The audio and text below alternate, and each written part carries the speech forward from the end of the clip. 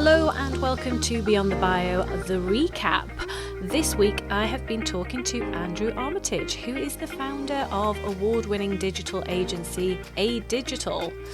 If you missed the show on Monday, please go back and listen to it so that this quick recap episode makes a bit more sense. In these recap episodes, I'm recapping on what we talked about on Monday, but also adding a few reflections and thinking about a take action point from the show. I'm a big fan of taking action. I think it's really important not just to consume content all the time, but to actually go and do something off the back of it. So that's what these really short Thursday episodes are all about. So if you did miss Monday's episode, the link to the show is in the show notes. So pop back on and have a listen to that one. So super interesting conversation with Andrew talking about all things SEO. He is very, very knowledgeable in this area and had some great advice for us. So we were talking about Google in particular, although Andrew was really keen to highlight that there are other popular search engines as well, but we all know Google, don't we? So we were talking a lot about what it means to be on Google, how you can feature more prominently on Google, what the different tabs of Google mean, the value of having a Google Knowledge Panel, what you can do if you have a name that's quite common and how you can rank more highly for your name. And also the different values of different types of content and how likely they are to move up that all-important page one of Google. So it was a really interesting conversation. I feel like I learned a lot about these sorts of things. So it's definitely given me a few bits and pieces to reflect on. So in terms of the taking action point for this week, the homework is going to be to Google yourself. Now, regular listeners of this show, I'm sure, probably will have Googled yourselves before.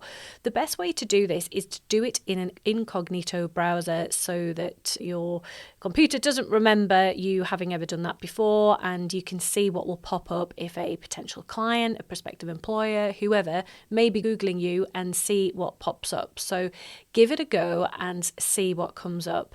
And it's a time to have a bit of a reflection. Are you happy with what comes up? Are you ranking highly?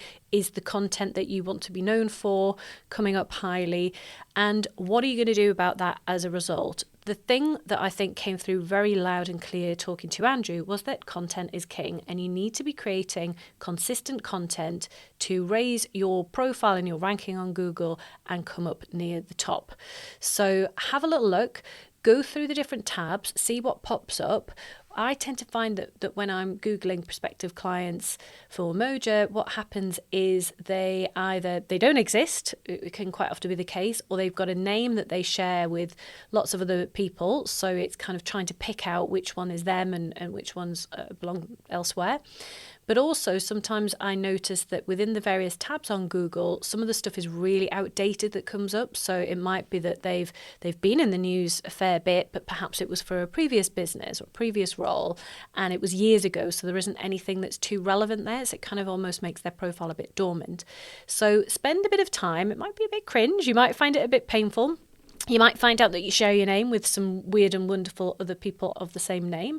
I've had quite a few clients actually who share their name with serial killers. Seems to be a bit of a theme. I don't know what that says about them or about us, but it does happen. Or you quite often get sports people, all sorts, actors, writers, etc. So have a little look, see what pops up, see what you're pleased about, see where the gaps are, highlight those gaps, and then come up with a super brief action plan as to how you're going to improve your ranking and push yourself up through Google. So is it that you're going to write some blogs? Is it that you're going to do more on your socials? Are you going to create a personal website if you haven't already got one?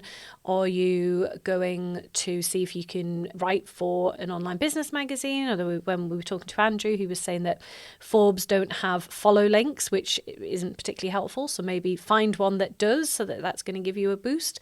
So that is going to be the action point, and that's going to be something super proactive that is going to help you push yourself up through the ranks on Google.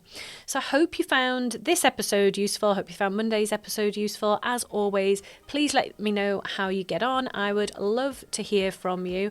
And as always, I would love it if you would like, rate and subscribe to the podcast. It really does mean a lot. See you on Monday.